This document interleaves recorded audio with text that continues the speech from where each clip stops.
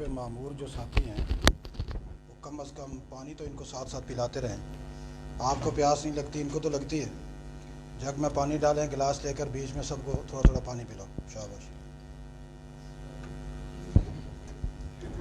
باقی بیٹھے رہیں.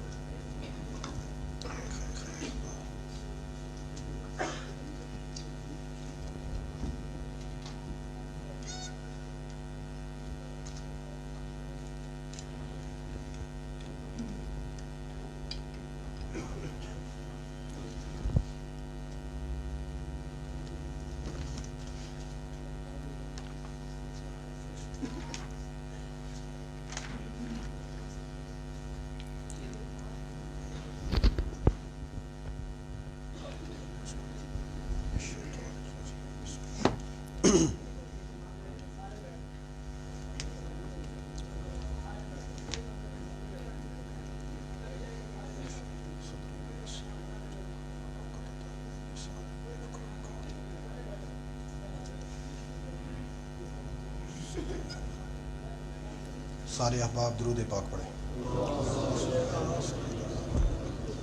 درود پاک اونچی آواز سے پڑھا جاتا ہے. اونچی آواز سب کا اور اونچی آواز. اللہم صلی علی سیدنا و مولانا محمد مبارک وسلم وصلی علیہ.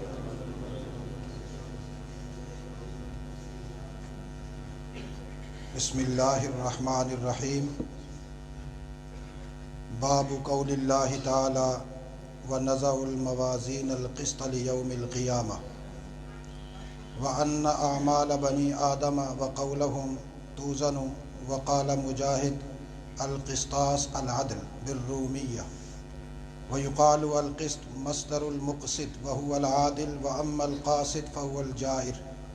حدثنا احمد بن اشکاب قال حدثنا محمد بن فضیل عن عمارة بن القعقاع عن ابی زرعة عن ابی ہریرہ رضی اللہ تعالی عنہ قال قال النبی صلی اللہ علیہ وسلم کلمتان حبیبتان الی الرحمن خفیفتان علی اللسان ثقیلتان فی المیزان سبحان اللہ وبحمدہ سبحان اللہ العظیم. صدق رسولہ النبی الکریم. میرے انتہائی واجب التکریم آج کی اس نشست میں جو جامعہ تعلیم القرآن اسلامک اکیڈمی متصل جامع مسجد سید المرسلین و خانقاہ عباسیہ میں انعقاد پذیر ہے، تشریف لانے والے وہ تمام علماء کرام، سیاسی و سماجی شخصیات اور یہ سارا مجمع جو حب دین اور حب رسول حب صحابہ میں یہاں تشریف لایا، اللہ جل شأنہ ہم سب کی اس حاضری کو قبول فرمائے. چونکہ یہ مدرسے کا سالانہ پروگرام ہے، اس میں ہمارے ہاں شعبہ کتب کے طلباء کرام بھی، حفظ کی کلاس طلباء کرام طالبات کی، اور ایسے ہی وہ طالبات جو عالمہ فاضلہ کا کورس کرتی ہیں ان کا بھی دورہ حدیث تک باقاعدہ تعلیم کا بندوبست ہے. اسلام کی ترویج اور اسلامی تعلیم کی اشاعت کی غرض سے اور اس کی محبت لوگوں کے دلوں میں پیدا کرنے کی غرض سے اہل علم ختم بخاری کا پروگرام منعقد کرتے ہیں. خواص کو تو سب پتہ ہے کہ بخاری شریف کیا چیز ہے، کون پڑھتا ہے، اس میں کیا لکھا ہے. عوام کو اس چیز کا علم نہیں ہوتا. مدارس میں کیا پڑھایا جاتا ہے، عوام کو اس کا علم نہیں ہوتا.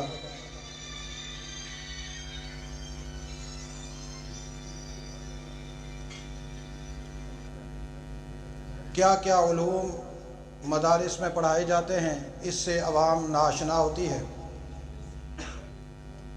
اسی غرض سے عوام کو بتانے کے لیے اور اسلام کی دعوت کو مؤثر بنانے کے لیے بخاری شریف کی روایت جو آخری باب ہے اسے عوام میں پڑھا جاتا ہے۔ اس میں جو علمی مباحث ہیں وہ تو کلاس میں پڑھا دی جاتی ہے، برکت کے طور پر آپ حضرات کے سامنے جو آخری باب ہے اور آخری حدیث ہے اس کو میں تلاوت کروں گا، اور اس کے ضمن میں وہ باتیں مختصراً جو میری اور آپ کی ایمان کی اصلاح کا سبب بنے وہ انشاءاللہ عرض کروں گا۔ امام بخاری نے بخاری شریف کا آخری باب باندھا ہے، باب قول اللہ تعالی ونضع الموازین القسط لیوم القیامہ۔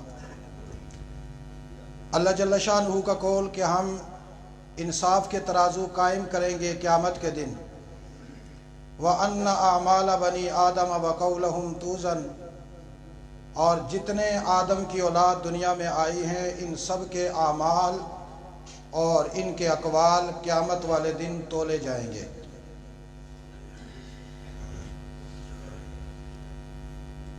یہ جو آخری باب ہے بخاری شریف کا، یہ بخاری شریف کا جو آخری کتاب ہے کتاب التوحید، اس کا آخری باب ہے۔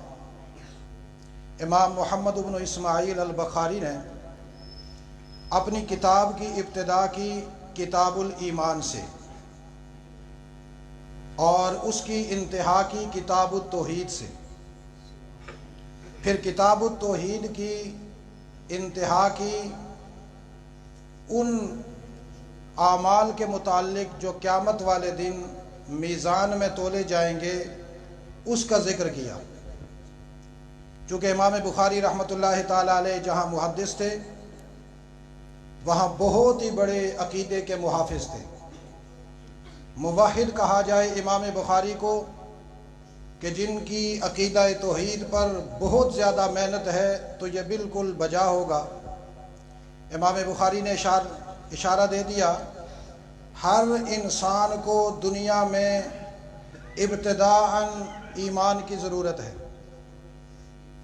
کس چیز کی ضرورت ہے؟ ایمان کی ضرورت ہے۔ اگر کسی کو ایمان نہ ملے وہ انسانی شکل میں جانور ہوتا ہے، جانور سے بھی پرلے درجے کی حیثیت رکھتا ہے۔ اس انسانی ساخت میں وہ انسان بنتا ہی تب ہے جب اسے اللہ ایمان کی دولت نصیب فرمائے، اور یہ ایمان پوری زندگی پر محیط ہونا چاہیے۔ لیکن ایمان مفید تب ہوگا کہ جب انسان دنیا سے جائے، اختتام ہو تو اس کی موت توحید پر ہو۔ کس پر ہو؟ توحید پر ہو۔ ایمان ضروری ہے شروع دن سے، جب دنیا سے جانے لگے تو جاتے ہوئے توحید ضروری ہے۔ اگر کسی انسان کو دنیا سے جاتے ہوئے توحید نصیب نہیں ہوئی تو وہ یا تو مشرکین کے صفوں سے اٹھایا جائے گا یا کفار کی صفوں سے اٹھایا جائے گا۔ اس لیے کتاب کی اختتام پر امام بخاری نے کتاب التوحید کا تذکرہ کیا۔ پھر اسی کتاب التوحید کے آخری باب میں اس ترازو کے حوالہ سے ذکر کیا جو قیامت والے دن اللہ جل شانہ ساری کی ساری مخلوق کے سامنے یوں سریعام لگائیں گے اور اس پر لوگوں کے اعمال تولے جائیں گے۔ اس سے یہ بات بھی بتلا دی کہ تمہارا ایمان جو دنیا میں تمہیں ملا اور اختتام جو تمہارا ہوا، اس کے درمیان میں جتنی تم نے زندگی گزاری ہے بے خبر نہ ہو جانا، کل قیامت والے دن تمہارے قول و عمل کو اللہ کے سامنے، کل کائنات کے سامنے تولا جائے گا، اور وہاں پر کوئی ظلم نہ ہوگا، انصاف کی بات ہوگی۔ ترازو جو فیصلہ کرے گا اسی فیصلے پہ اللہ فیصلہ فرمائیں گے، اس کو جنت میں ڈالو یا اس کو جنت میں ڈالو۔ یعنی جہنم میں جانے کے لیے بھی ترازو کو تولنے کے بعد فیصلہ ہوگا، اور اسی طریقے سے جہنم میں جانے کے لیے بھی وہ ترازو فیصلہ کرے گا جو سرعام ہوگا۔ وَنَزَعُ الْمَوَازِينَ الْقِسْطَ لِيَوْمِ الْقِيَامَةِ، یہاں پر موازین کہا گیا۔ میں علمی باتیں یہاں جو سبق سے تعلق رکھتی ہیں وہ نہیں، چند سادی باتیں کروں گا جو آپ کو سمجھ میں آ سکیں۔ موازین جمع ہے، اس کا معنی یہ ہے کہ قیامت والے دن بہت سارے میزان، بہت سارے ترازو قائم ہوں گے۔ شارحین نے اس پر بڑی باتیں کی ہیں۔ ہر انسان کے لیے الگ میزان ہوگا، ہر انسان کے اعمال کے لیے الگ میزان ہوگا۔ لہذا اس اعتبار سے اگر ہم دیکھیں تو ہر قدم پہ ترازو رکھے ہوئے ہوں گے اور اس پہ انسان کے اعمال اور اقوال تولے جا رہے ہوں گے۔ یا یہ ہے کہ یہ جمع اس لیے لایا کہ جس قیامت والے دن جس ترازو پہ انسان کے اعمال اور اقوال تولے جائیں گے وہ بہت بڑا ہوگا۔ اس کی بڑائی کو بیان کرنے کے لیے موازین اللہ نے جمع کا صیغہ لایا۔ لیکن یہ جو میزان ہوں گے یہ انصاف کے ہوں گے، القسط، عدل والے ہوں گے۔ کوئی ایسا معاملہ نہیں ہوگا کہ کسی آدمی کے اعمال نامے ہوں اور ترازو میں تولے جائیں تو وہ غلط تلے، چونکہ نہ وہ کسی پاکستان کے دکاندار کا ترازو ہوگا کہ جس کے ناپ تول میں کمی ہو، نہ دنیا کے کسی فراڈی قسم کے بزنس مین کا کوئی ترازو ہوگا کہ جس میں 1 من چیز کو 2 من شو کیا جائے، 35 کلو کو 40 کلو شو کیا جائے۔ ایسا نہیں ہوگا، بلکہ وہ اللہ کا ترازو ہوگا اور بڑا انصاف کا ہوگا، اور قیامت والے دن سارے بنی آدم کے اعمال اور اقوال تولے جائیں گے۔ اب کوئی آدمی یہ کہہ سکتا ہے کہ میں نے نماز پڑھی، جو نماز میں پڑھتا ہوں میری نماز کا وجود تو نہیں ہے، تو تلے گی کیسے؟ جو میں نے روزہ رکھا، روزے کا تو وجود نہیں ہے، وہ تلے گا کیسے؟ تلتی تو وہ چیز ہے کہ جس کا وجود ہو، سامنے نظر آئے، وہ ترازو میں رکھی جائے۔ اعمال تو آراز کے قبیل سے ہیں، ان کا وجود ہی نہیں ہے، تلیں گے کیسے؟ تو اس کا سادہ سا جواب یہ ہے کہ جو تولنے والا ہے وہ ہے اللہ۔ تولنے والا کون ہے؟ کون ہے تولنے والا؟ تولنے والا کون ہے؟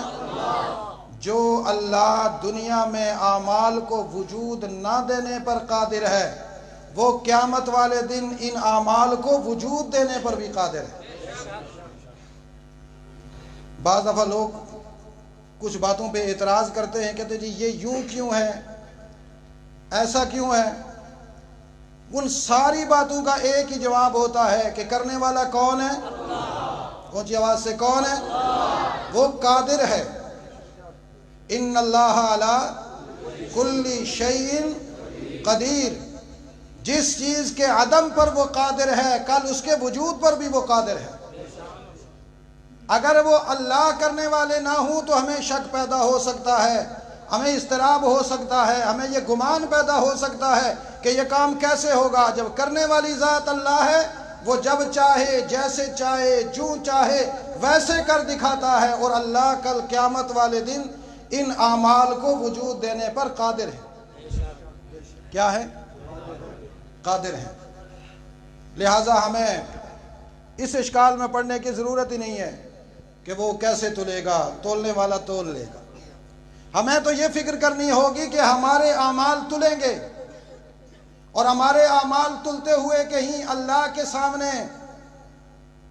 اور وہ خاتم النبیین سرور کونین کشور عالم صلی اللہ علیہ وسلم جو کہ فرماتے ہیں میں اپنی امت کے اکثریت پر اور اس کے کردار و عمل پر دن قیامت کے انبیاء کے درمیان فخر کروں گا، کہیں ایسا نہ ہو کہ وہ ہمارے اعمال کو دیکھ کر شرمندگی کا اظہار کریں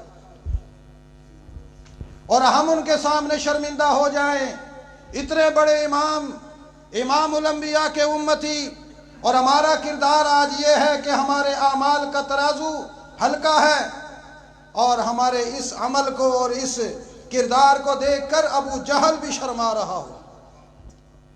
اس لیے عزیز دوستو، ہم سب کے اعمال تلیں گے، ہم سب کے اقوال تلیں گے۔ अभी नाते हो रही थी तो मैं यही सोच रहा था, मैंने कहा था कल क़यामत वाले दिन ये ऐसे ही तुलेंगे सहाबा के नाम पर। कोई कहेगा जी ये क्या कर रहे थे, मीज़ान बतला देगा ये कह रहे थे वाह सहाबा वाह। मीज़ान कह देगा अल्लाह ये सारे जो सैयदुल मुरसलीन मस्जिद में आए थे जामिया तालीम अल कुरान में, इनका ये लम्हा तो तेरी तौहीद, तेरे नबी की ख़त्म नबूवत, तेरे नबी की ख़त्म नबूवत की दलाइल आज़म सहाबा इकराम का तज़किरा कर रहे थे और वजद में आकर कर रहे थे। तो तराजू उस वक़्त इतना सकील हो जाएगा, इतना भारी हो जाएगा कि पूछने वाला तराजू से पूछ भी ले कि क्यों इतना भारी हो गया, वो कहेगा यहाँ नाम सहाबा का आया, भारी क्यों ना हो। नाम साहिब ख़त्म नबूवत का आया, वजन कैसे ना पड़े मुझ पर। यहाँ तो तौहीद का जिक्र आया, वजन कैसे ना पड़े। इसलिए मेरे अजीज दोस्तों, हमारे आमाल में आमाल सहाबा के होने चाहिए। ऊंची आवाज से हमारे आमाल में, हमारे अकवाल में अकवाल सहाबा के होने चाहिए। आमाल सहाबा वाले, अकवाल सहाबा वाले, कल क़यामत वाले दिन इंशाअल्लाह जहाँ सहाबा इकराम आएंगे, अल्लाह फरमाएंगे मेरे मोहम्मद के सहाबा के आमाल को तराजू पे ना तोलना। तराजू पे, ऊंची आवाज से तराजू पे, इसलिए कि इनके अमाल को मैं तराजू पे क्यों तोलूं, इनके किरदार में कोई गुनाह है ही नहीं, इनके किरदार में कोई। और कुरान पाक बतलाता है कि जिनके आमाल में कोई गुनाह ना हो उनके लिए अल्लाह मीज़ान नहीं कायम करेंगे, बल्कि अल्लाह बतौर दलील के पेश करेंगे। ये हैं वो इंसान के जो गुनाह ना करके दुनिया से आए, वो अंबिया की जमात होगी। कौन सी जमात होगी? मासूम है अंबिया। लेकिन सहाबा इकराम का किरदार नहीं तोला जाएगा। हाँ, यूं तो हो सकता है अल्लाह फख्र के लिए पेश करे, मेरे मोहम्मद के सहाबा इतने कमाल वाले हैं कि मेरा तराजू ऐसा नहीं कि मैं इन पे इनके आमाल को तोलूं, मैं खुद खुदा कह रहा हूं, तोलने की जरूरत नहीं। इनके किरदार और अमल से, इनके कौल से मैं इस तरह राजी हूं जैसे बगैर हिसाब किताब, बगैर मीज़ान पे आमाल तुले अंबिया जन्नत में जाएंगे, मेरे मोहम्मद के सहाबा भी यूं ही जन्नत में जाएंगे।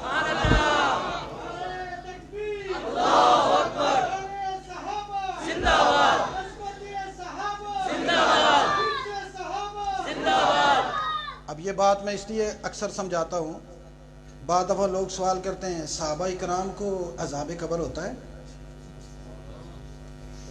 वो फिर दलील के तौर पर पेश करते हैं आप सल्लल्लाहु अलैहि वसल्लम गए थे एक जगह से, तो दो कब्रों में दो मुर्दों को अज़ाब हो रहा था, तो हुजूर ने एक नीली टहनी ली, हरी शाख तोड़कर एक एक में रखी, एक दूसरे पे रखी, फिर हुजूर ने फरमाया जब तक ये हरी रहेंगी इनको अज़ाब नहीं होगा।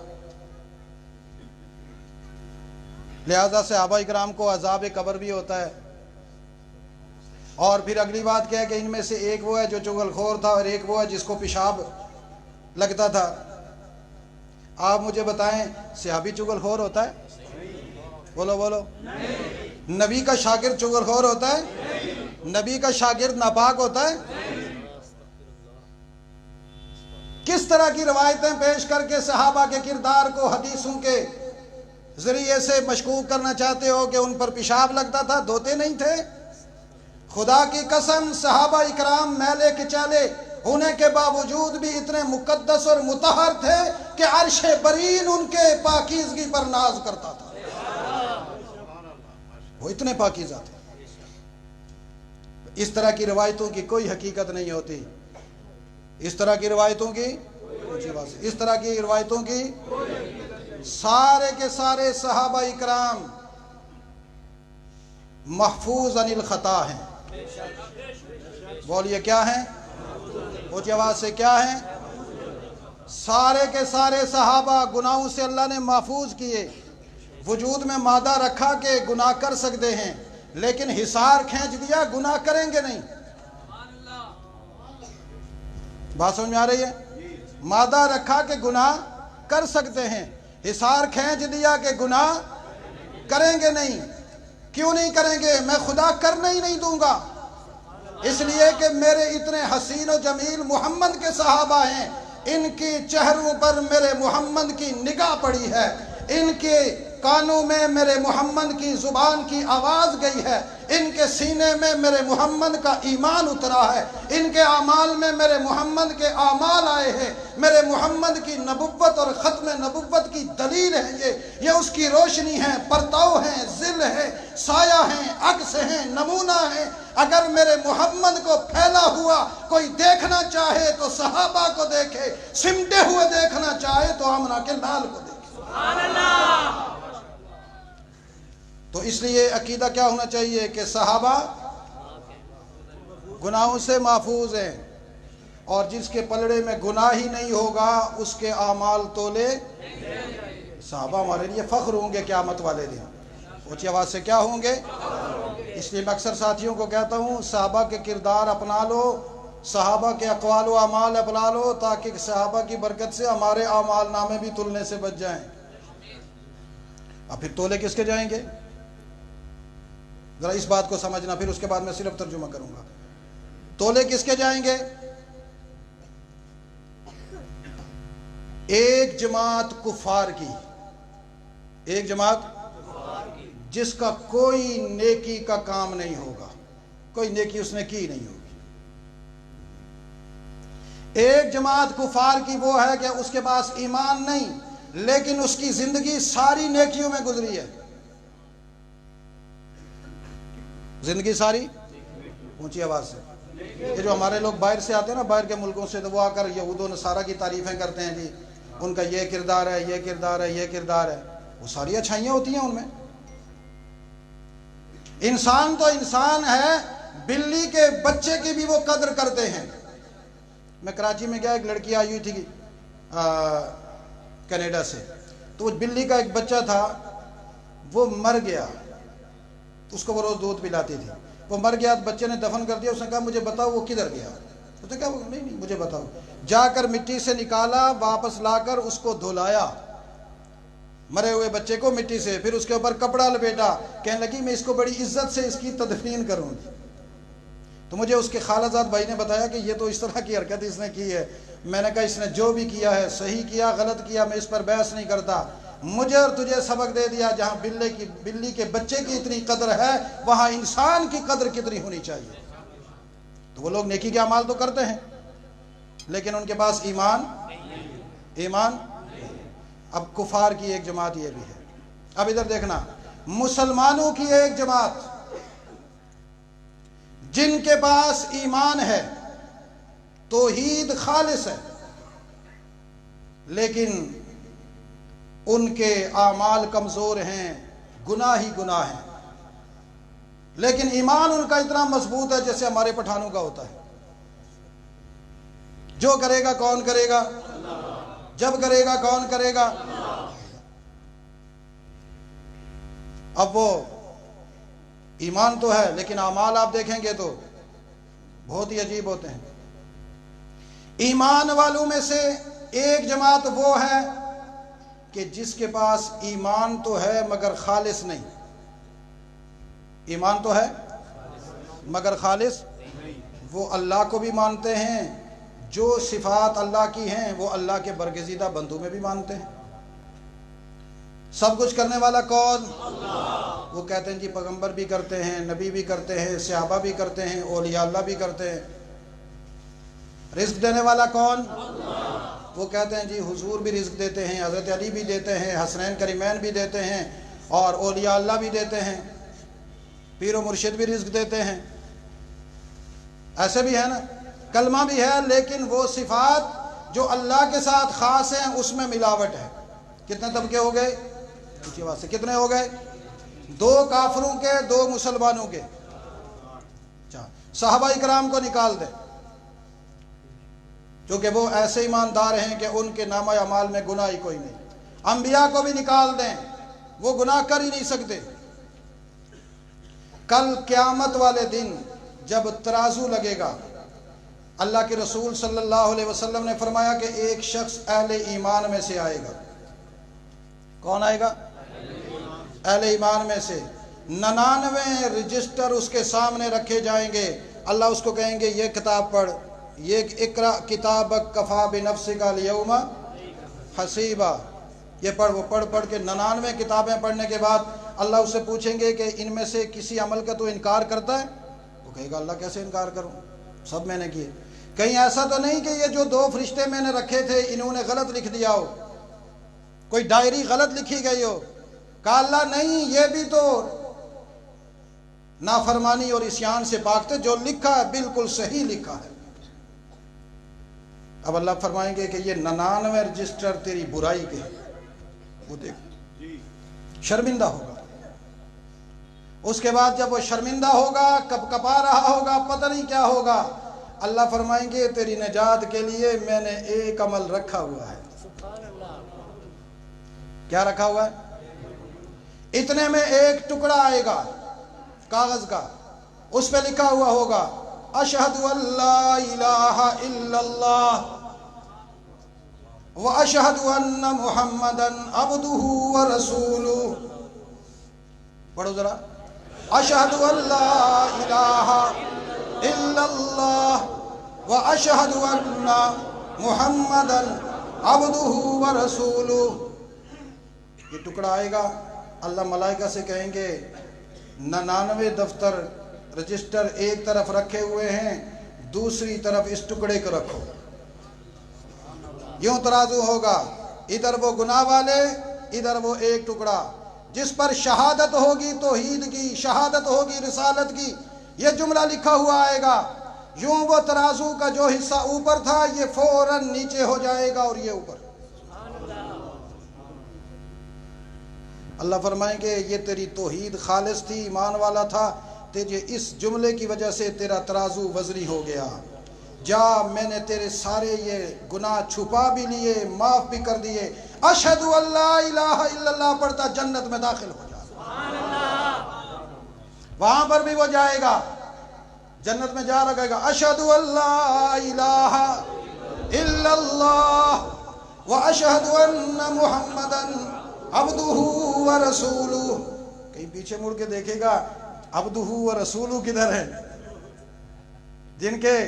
جنہوں نے اشہد ان لا الہ الا سکھایا تھا وہ عبدہ ورسولہ کدھر ہے؟ جنت سے آواز آئے گی پیچھے مڑ کے نہ دیکھ، میں جنت کے دروازے پہ تیرا استقبال کر رہا ہوں، جلدی آ. میں نے توحید کی امانت تیرے حوالے کی تھی، اس میں تو نے ملاوٹ نہیں ہونے دی، انصاف کے ترازو نے تجھے جنتی بنا دیا. میں محمد جنت میں تیرا استقبال کر رہا ہوں. تو اس لیے ہمیشہ پڑھا کرو اشہد ان لا الہ. میں جب یہ پڑھتا ہوں نا تو بے ساختہ شیخ القرآن کا لہجہ ملتا ملتا نکل جاتا ہے. ہمارے قاری عبدالرشید صاحب شیخ القرآن کے شاگرد ہیں. دنیا کلام اللہ خان کو نہیں جانتی، لیکن جب وجد میں آ کر پڑھا کرتے تھے نا اشہد ان لا الہ الا اللہ اشہد ان لا الہ الا اللہ واشہد ان محمدا عبدہ ورسولہ. اس طرح پڑھا کرتے تھے. توحید کا تذکرہ آئے اور شیخ القرآن کا نام نہ آئے. جس کو اللہ نے مزاج عمر عطا فرمایا تھا اور مزاج قرآن عطا فرمایا تھا، تو وہ توحید، سارے گناہ ایک طرف، توحید کا جملہ دوسری طرف. ایک بندہ کفار میں سے، اس کے پاس اتنی نیکیاں کہ وہ ترازو بھر جائے گا، دوسری طرف رکھنے کے لیے تلاش کیا جائے گا اس کا ایمان کہاں ہے. یا تو وہ کافر ہوگا یا مشرک ہوگا، اس پلڑے میں کفر رکھا جائے گا یا شرک رکھا جائے گا. جب کفر اور شرک رکھا جائے گا یہ اسی طرح ہلکا رہے گا، اس کے گناہ اسی طرح وزنی رہیں گے. اللہ فرمائیں گے اتنی نیکیاں کر کے آیا ہے، نیکی کا مرکز اور محور، اساس اور بنیاد توحید اور ایمان تیرے پاس نہیں تھا.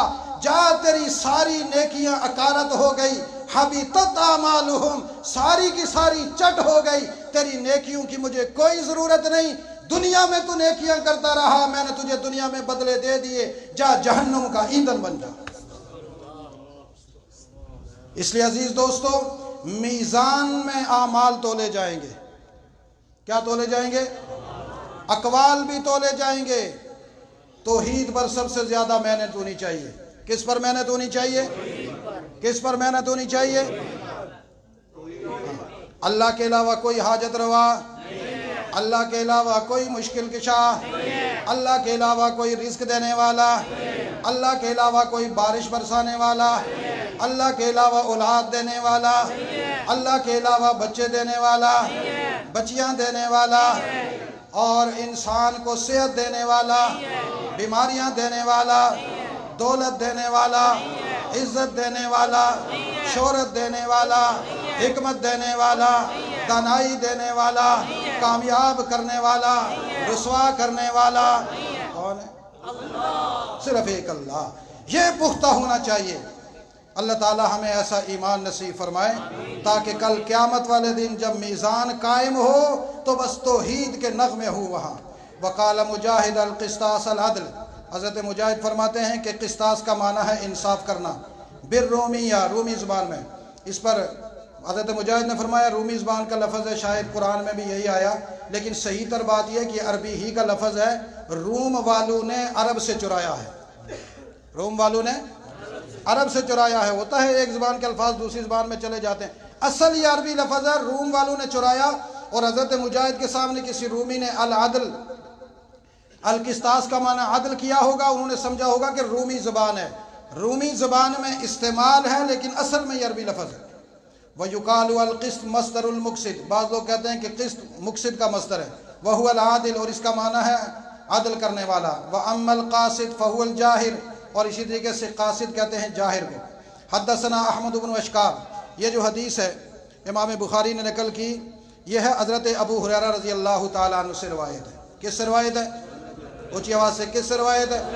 عن ابی ہریرہ رضی اللہ تعالیٰ عنہ قال، راوی کون ہے؟ نام لو، سارے لو، اونچی آواز سے لو۔ آج کل ایک فکر چلی ہوئی ہے، وہ باقاعدہ میڈیا پر، سوشل میڈیا پر، فیس بکوں میں، یوٹیوب پر مختلف چینلز بنائے ہوئے، کہتے ہیں جی ابو ہریرہ جھوٹی حدیثیں کرتا تھا۔ کیا کرتا تھا؟ یہ سارے جھوٹے کام صحابہ ہی رہ گئے ان کی طرف منسوب کرنے کے لیے؟ تمہارے اپنے لیڈر نہیں ہیں جن کو تم جھوٹا کہو؟ جن کے جوتیوں میں ناپاکی پیتے ہو جا کر، وہ نہیں جھوٹ بول سکتے کہ صحابہ جھوٹ بولتے ہیں، جھوٹی حدیثیں کرتے تھے؟ اور مستشرقین کا ایک ہڈ اور سرہ ہے گولڈزیئر، اس نے یہ اشکالات اٹھائے، اور پاکستان میں جاوید غامدی اور اس کے ہم نوا جو لچے لفنگے ہیں نا، وہ اس بات کو اٹھاتے ہیں، اور ہمارے لوگ کہتے ہیں بڑا پڑھا لکھا آدمی ہے۔ ایک منٹ، لعنت تو ہو ہی رہی ہے، آپ نہ بھی دیکھیں، میں دیکھتا رہتا ہوں کس کس پہ کتنی لعنت ہوتی ہے۔ الحمدللہ اللہ نے مجھے وہ نگاہ دکھائی ہوئی ہے۔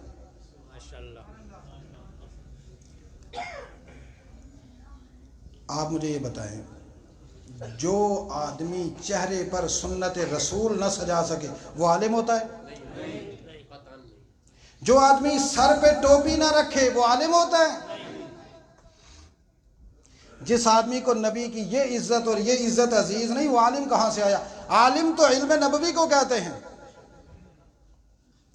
اس لیے کسی کی معلومات کو علم نہیں کہا جاتا۔ معلومات میں جاؤ گے تو میں بڑے بڑے یہودی دکھلاؤں گا کہ جن کی معلومات ہمارے بڑے بڑے علماء سے زیادہ آگے ہیں۔ بات معلومات کی نہیں ہوتی، بات ہوتی ہے علم کی۔ کیا ہوتی ہے؟ اب چونکہ وقت نہیں ہے میں یہ سمجھاتا کہ ابو ہریرہ رضی اللہ تعالیٰ عنہ نے کتنے عرصے میں اسلام لایا، کتنے عرصے میں پڑھے، لیکن اتنی بات ذہن میں رکھو، یہ شاگرد رسول ہے۔ کون ہے؟ شاگرد حضور صلی اللہ علیہ وسلم کا مدرسہ تھا مسجد نبوی میں۔ ہمارے لوگ کہتے ہیں نا مسجد میں مدرسہ نہیں ہونا چاہیے، بچے مسجد خراب کر جاتے ہیں۔ یہ جو کمیٹیوں والے ذلیل ہوتے ہیں نا، یہ کہتے ہیں مسجد میں مدرسہ نہیں ہونا چاہیے اس لیے کہ مسجد کا نظام خراب ہو جاتا ہے۔ حضور نے مسجد نبوی بنائی، بیچ میں مدرسہ بنایا، فرمایا قیامت تک اصول قائم ہو گیا، جو مسجد نبوی سے نسبت رکھے گی اس میں مدرسہ قرآن کے طالب علموں کا ہوگا، ورنہ اس کی نسبت مسجد نبوی سے نہیں ہوگی۔ وہ تالے لگا کر گھروں میں چلے جائیں گے کمیٹیئر، لیکن وہ مسجد نبوی سے نسبت، ہر مسجد میں مدرسہ ہونا چاہیے۔ بولیے ہر مسجد میں، ہر مسجد میں، اس لیے کہ دجال کے کارندے تعلیمی ادارے اپنے بنا رہے ہیں، محمد کے کارندے انشاءاللہ محمد کی تعلیم کے ادارے بنائیں گے، اور یہ مسجد میرے محمد نے بنائی، خدا نے کہہ کر بنوائی، اور حضور نے مدرسہ خود بنایا، اللہ نے کہہ کر بنوایا۔ قیامت تک محمد کے سچے امتی مسجدوں میں مدرسے بناتے رہیں گے، قرآن کے قاری نکلتے رہیں گے، علماء بھی نکلتے رہیں گے۔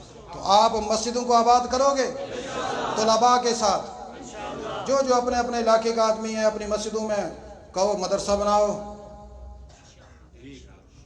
کیا مدرسے اس لیے زیادہ ضروری ہے کہ یہ حضور صلی اللہ علیہ وسلم کی تعلیم کے پاسبان ہے۔ یہاں سے جو بچہ پڑھ کر جائے گا میں ذمہ داری سے کہوں گا میرا شاگرد ہے، مجھے اس پر اعتماد ہے۔ حضور کے مدرسے سے ابو ہریرہ پڑھے، حضور نے اپنا ہاتھ ان کے سینے پہ رکھا، اور پھر اسی ابو ہریرہ کا جھوٹا حضور نے خود بھی پیا۔ وہ پیروں کا تو مرید جھوٹا پیتے ہی پیتے ہیں، مزہ تو تب ہے نا کہ وہ پیر اپنے مرید کا پیتا ہے۔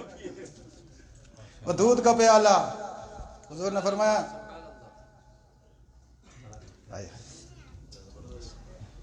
پلایا، پیا، فرمایا میں محمد ابو ہریرہ کے لبوں سے راضی ہوں، اس کی زبان سے راضی ہوں، اس کے علم سے راضی ہوں، حکمت سے راضی ہوں، دانائی سے راضی ہوں، میرے علم کا امین ہے، میرے مدرسے کا فارغ التحصیل عالم دین ہے۔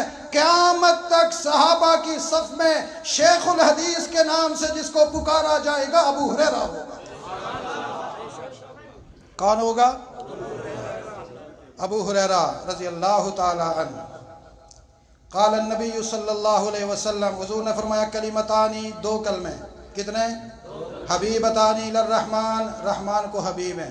کس کو حبیب ہے؟ محبوب ہے۔ کس کو؟ اللہ کو، رحمان کو۔ خفیفتانی علی اللسان، امت پریشان نہ ہو جائے کہ جو اللہ کو رحمان کو اتنے حبیب ہے کہ یہ ہمیں کندھے پہ اٹھانے پڑیں گے تو بوجھ بنے گا، نہیں، خفیفتانی بڑے ہلکے ہیں۔ کہاں پہ اٹھانے ہوں گے؟ علی اللسان، کہاں پہ؟ کہاں پہ؟ یہ کلمے کندھوں پہ اٹھانے والے نہیں، سروں پہ نہیں، یہ زبان پر اٹھانے والے ہیں۔ زبان پہ جب اٹھاؤ گے تو بہت ہلکے محسوس ہوں گے۔ ثقیلتان فی المیزان، ادھر پڑھنے میں ہلکے، ادھر جب میدان قیامت میں جاؤ گے میزان لگے گا، اس میں جب یہ جملے رکھے جائیں گے تو بڑے وزنی ہوں گے۔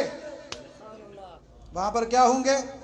اے اللہ تیری قدرت پہ بھی قربان، زبان اتنی پتلی سی، اتنی ہلکی سی، یہ ان جملوں کو اٹھا لے، اس کو ہلکے محسوس ہوں، اس کو بوجھل نہ محسوس ہوں۔ اور قیامت والے دن تیرا ترازو جو انصاف کو ہوگا اس میں رکھی جائیں تو وہ ثقیل، بھاری، ترازو اٹھ ہی نہ سکے۔ اللہ نے فرمایا کیوں نہ کہوں، کیوں نہ ایسا کروں؟ سبحان اللہ۔ کون سا جملہ ہے؟ سبحان اللہ۔ چونکہ یہ سبحان اللہ کا معنی یہ ہوتا ہے کہ اللہ شریکوں سے پاک ہے۔ اللہ، یہ جملے ایسے ہیں کہ اس میں میری تنزیہ ہے، اس میں میری توحید ہے، اس میں میری پاکی ہے، اس میں میری وحدت ہے، اس میں میری وحدانیت ہے، اس میں میری فردیت ہے، اس میں میری یکتائی ہے۔ بندہ کہتا ہے سبحان اللہ، جب زمین پر وہ سبحان اللہ و بحمدی سبحان اللہ العظیم کہتا ہے، جب تک کہتا رہتا ہے میں خدا اپنی رحمت کی نگاہیں اس پر جما کر رکھتا ہوں۔ اور کل قیامت والے دن جب وہ میدان محشر میں بھی ہوگا، میزان سے پہلے بھی میں خدا کی نظر میں ہوگا، میزان کے بعد بھی میں خدا کی نظر میں ہوگا، اور میزان پہ میں خود اس جملے کو دیکھوں گا اس انداز میں کہ جوں جوں میری نگاہ رحمت پڑے گی میزان بھاری ہوتا چلا جائے گا۔ تو اس لیے پڑھو سارے سبحان اللہ، सुबहान अल्लाह व बिहम्दी। वो सारे पढ़ो, सुबहान अल्लाह व बिहम्दी, सुबहान अल्लाह व बिहम्दी, सुबहान अल्लाहिल अज़ीम, सुबहान अल्लाह व बिहम्दी, सुबहान अल्लाहिल अज़ीम। अल्लाह करे जैसे बुखारी शरीफ ख़त्म हुई, हमारी ज़िंदगी का बाब ख़त्म हो, लोग कहें कि जी ये मरने लगा है, इसको हालत नज़ा का आलम है, नज़ाई कैफियत में है, जिस्म तड़प रहा हो, ज़ुबान कह रही हो सुबहान अल्लाह, सुबहान अल्लाह व बिहम्दी। बच्चे कह रही हूँ अब्बू बताता नहीं है कि मेरे मकान कहाँ जाएगा, बैंक बैलेंस, वो चेक बुक कहाँ पड़ी है, पैसे कहाँ का बिजनेस है। वो इसके लिए कान लगा के रखे हुए हों कि शायद बोल रहे होंगे, लेकिन उसकी आवाज़ ना भी निकले, कान साथ लगाए बाप के, तो वो कह रहा हो सुबहान अल्लाह व बिहम्दी, सुबहान अल्लाहिल अज़ीम। जब रूह निकल जाए, लोग पूछें कैसे मरे, तो वो कहें जी अब्बू जी यूं मरे, भाई मेरा ऐसे मरा, बेटा मेरा ऐसा मरा, माँ मेरी ऐसे मरी, बहन ऐसी मरी, मेरी बेटी ऐसी मरी, मेरी फैमिली का ये बुजुर्ग, ये नौजवान ऐसे मरा। हम तो कुछ और सुनना चाह रहे थे, या मैं सुना रहा था सुबहान अल्लाह व बिहम्दी, सुबहान अल्लाहिल अज़ीम, सुबहान अल्लाह। किस किस का दिल करता है कि हम मरें तो ये जुमले पढ़ें? किस किस का? सबका है। फिर मेरी एक नसीहत याद रखें, जिंदगी में कभी किसी बड़े वडेरे दुनियादार सियासी लीडर के नारे न लगाना। जिंदगी में ऊंचाई बयान करो, नारा लगाओ, लीडरशिप बयान करो, किरदार बयान करो, या खुदा की तौहीद हो, या मोहम्मद मुस्तफ़ा की नबुव्वत हो, या सहाबा इकराम के तरह। अगर इन दुनिया वालों के नारे लगाए, रब्बे मोहम्मद की कसम, बुखारी गवाह है, बुखारी शरीफ नबी की हदीसों का ज़ख़ीरा है, इस पर हाथ रख कर कहता हूँ, मुश्किल हो जाएगी मरते हुए भी, मुश्किल हो जाएगी कब्र में भी, मुश्किल हो जाएगी मैदान महशर में भी। ये सारे झूठे कज़्ज़ाब, मकर फ़रेब के अलम बरदार, दज्जाली कुव्वतों के, सेहूनी कुव्वतों के एजेंट, ये हमें बर्बाद कर देंगे। इसलिए मेरा पैगाम है बुखारी के आखिर में, मर्द औरतें बच्चियां बच्चे सारे पैगाम लेकर जाओ। आज से हर वक्त हम तारीफ करेंगे तो किसकी? किसकी? अल्लाह की। सुबहान अल्लाह व बिहम्दी, सुबहान अल्लाहिल अज़ीम। बाकी वक्त बचेगा तो कहेंगे खत्म नबूवत जिंदाबाद, खत्म नबूवत जिंदाबाद, खत्म नबूवत जिंदाबाद, ताजदार खत्म नबूवत जिंदाबाद, असहाब मोहम्मद जिंदाबाद, असहाब मोहम्मद जिंदाबाद, असहाब मोहम्मद जिंदाबाद, असहाब मोहम्मद जिंदाबाद। ईमान बनता है, क्या बनता है? ईमान बनता है। अल्लाह रब्बुल आलमीन मुझे भी आपको भी जो बातें मैंने कही इसमें जो गलतियां हैं माफ़ फरमाए, जो हक सच कहा अल्लाह इस पर हमें अमल करने की तौफीक नसीब फरमाए। आप सब हमारे मेहमान हैं। अभी इसके बाद अभी यहाँ जो हमारा मदरसा है उसके जो बच्चे हैं उनकी दस्तारबंदी होगी, और उसके बाद फिर हमारे मेहमान जावेद बंगश साहब बयान फरमाएंगे, फिर कारी साद नदीम साहब कुछ नात पढ़ेंगे, फिर मौलाना अब्दुल करीम नदीम साहब का जो है ना वो बयान होगा। अब ज़रा जितने तुलबा इकराम है ना हिफ्स वाले, वो सारे यहाँ पे आ जाएं, लाइन लगा लें, उठे कोई ना, बड़े आराम से। ये बच्चों का प्रोग्राम है, बच्चों के